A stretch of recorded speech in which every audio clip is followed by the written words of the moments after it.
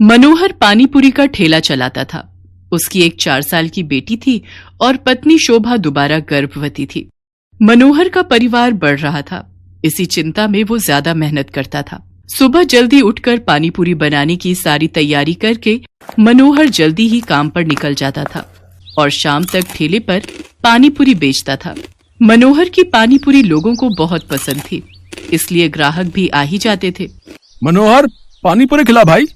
आटे की या सूजी की भैया जी? दोनों तरह की खिला दे। है भाई, तेरी पानीपुरी खाने में इतनी स्वादिष्ट होती है कि मजा आ जाता भाई। हाँ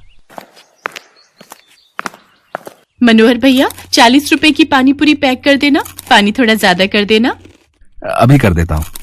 आने जाने वाले लोगों की नजर मनोहर के ठेले पर पड़ी जाती थी और पानीपुरी तो एक ऐसी चीज है जिसे देखकर मुंह में पानी आ ही जाता है, इसलिए लोग उसके ठेले पर रुककर पानीपुरी खाते और आगे बढ़ते। पर कुछ दिनों से मनोहर के ठेले पर भीड़ आनी कम हो गई थी, क्योंकि मानसून आ गया था और रोजाना ही तेज बारिश आ जाती थी, इसलिए लोग सड़क पर कम रुकते थे। बिक्री पर असर होने से मनोहर की रोजी रोटी पर भी असर पड़ा था। ये लो, रोटी खा लो। शुभा, क्या बात है? चिंता में दिखाई दे रही हो। पूजा कहाँ है? दिखाई नहीं दे रही।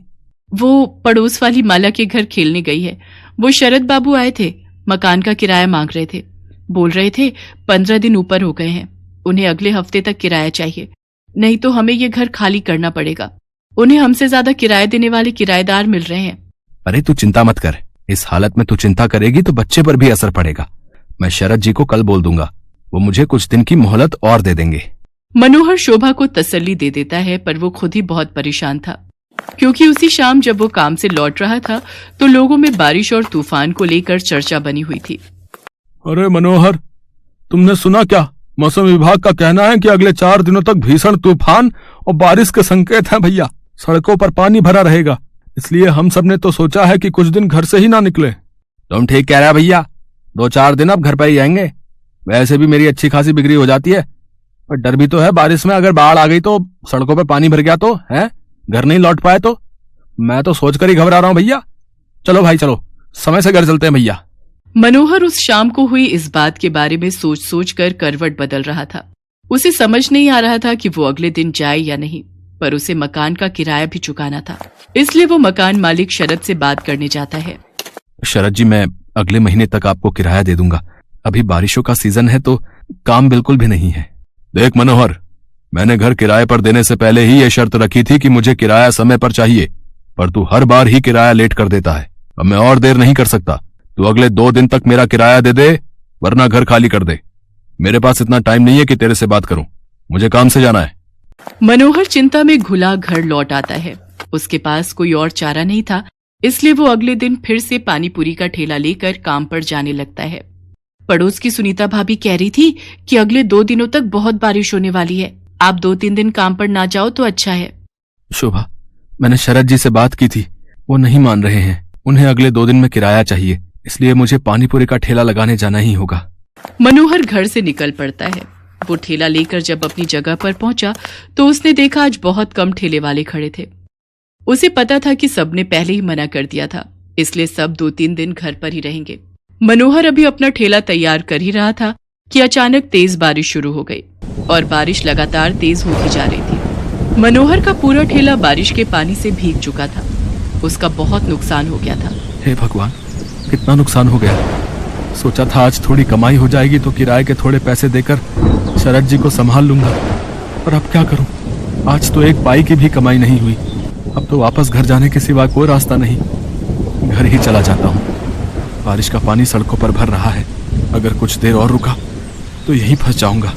मनोहर अपने ठेले को अभी लेकर जा ही रहा था कि अचानक से एक गाड़ी तेजी से आती है और सड़क पर फिसलती हुई एक पेड़ से टकरा जाती है। अचानक हुए ऐसे हादसे से मनोहर दंग रह जाता है। वो देखता है कि गाड़ी एक महिला चला रही थी और बराबर में उसके एक छोटी बच्ची बैठी हुई थी। महिला की ज्यादा चोट आई थी और वो बेहोश हो गई थी। बच्ची को खरोंचे आई थी और वो दर्द से रो रही थी।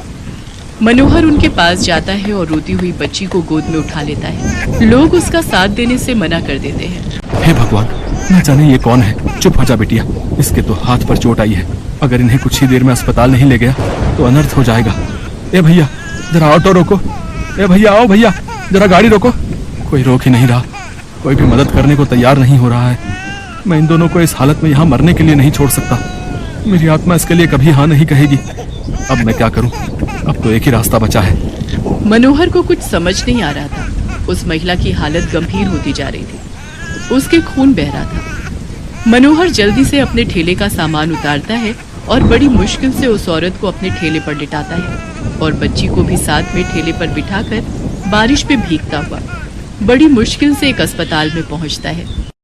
उसे इस हालत में देखकर अस्पताल के डॉक्टर और नर्स जल्दी से उस महिला को एडमिट करते हैं।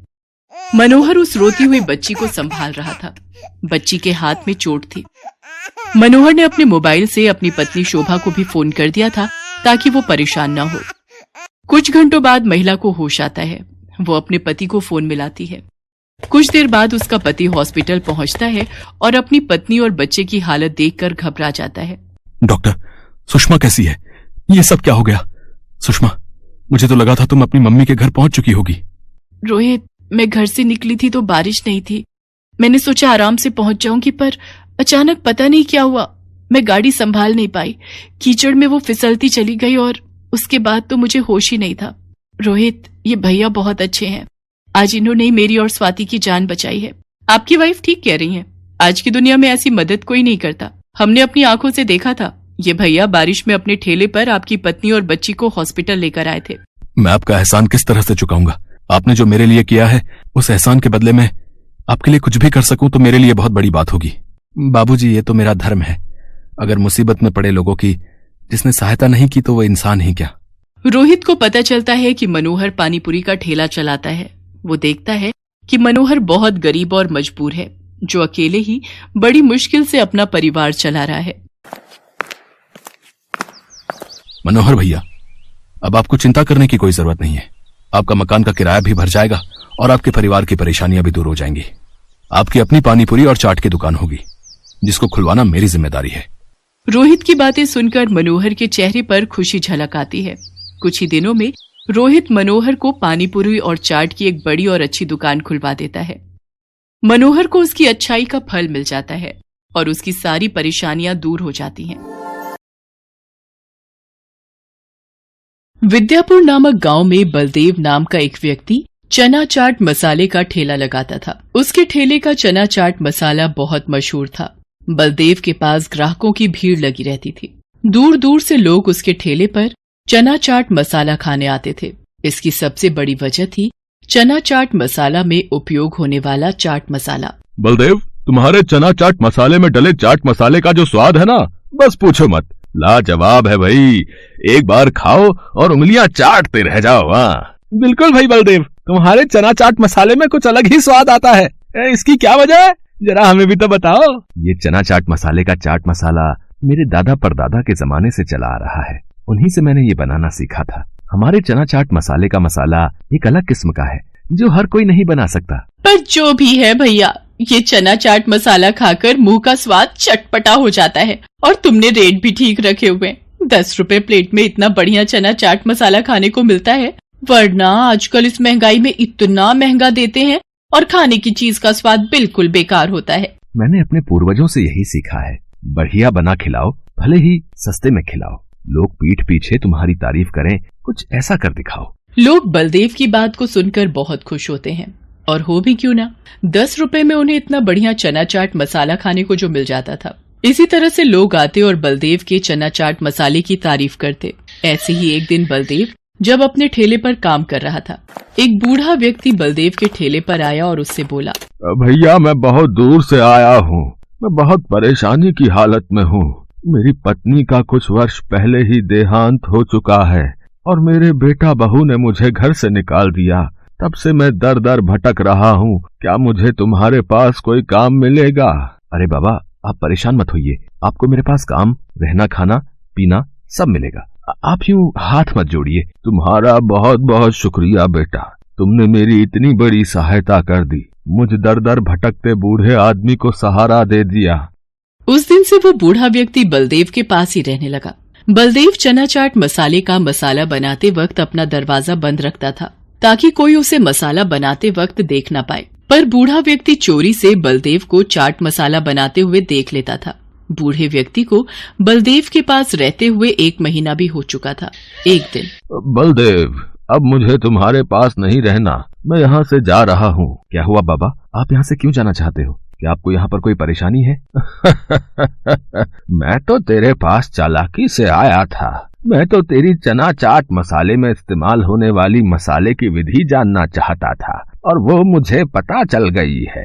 अब मेरा यहाँ कोई काम नहीं है, मेरा काम हो चुका है। वास्तव में वो एक जवान लड़का था जिसने बूढ़े व्यक्ति का भेष बना रखा था। तुम बूढ़े नहीं हो, तुम कौन हो? मेरा नाम रोशन है। मैं तो तुम्हारे पास चालाकी से आया था। अब मैं तुम्हारे ठेले के सामने ही अपने बनाए चना चाट मसाले का ठेला लगाऊंगा और देखना, कुछ ही दिनों में मैं तुम्हारा ठेला बंद करवा दूंगा। ठीक वैसा ही हुआ जैसा रोशन ने बोला था। अगले दिन ही रोशन ने बलदेव के ठेले के सामने अपना चना चाट मसाले का ठेला खोल लिया।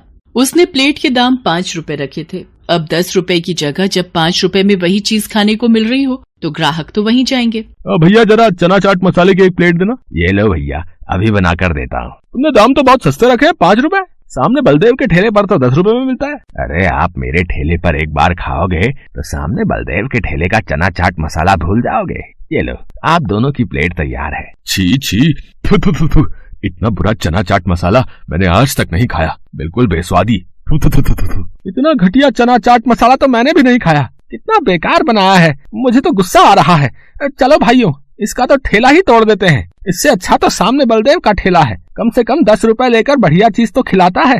हाँ, इसका ठेला ही तोड़ दो। हाँ, तुम सोच रहे होगे ना रोशन, आखिर तुम्हारे चना चाट मसाले में वैसा स्वाद क्यों नहीं आया जैसा मेरे चना चाट मसाले में आता है? वो इसलिए क्योंकि मैंने तुम्हें एक दिन चोरी से मुझे चना चाट मसाला बनाते हुए देख लिया था। मैं उसी दिन समझ गया था कि तुम किसी फिराक से आए हो, इसलिए मैंने गलत सामग्री डालकर तुम्हें असली विधि दिखाने का नाटक किया। ये चना चाट मसाला सामग्री की विधि मेरे पूर्वजों की धरोहर है। इतनी आसानी से ये किसी बेईमान के हाथ नहीं लगेगी। इससे पहले कि ये गांव वाले गुस्से में पीट पीट कर तुम जैसे बेईमान आदमी का बुरा हाल कर दें, तुम यहाँ से चले जाओ। रोशन की सच्चाई जानकर गांव वाले गुस्से में आ चुके थे। रोशन को पता था कि अगर वो 2 पल भी वहाँ रुका तो उसकी खैर नहीं।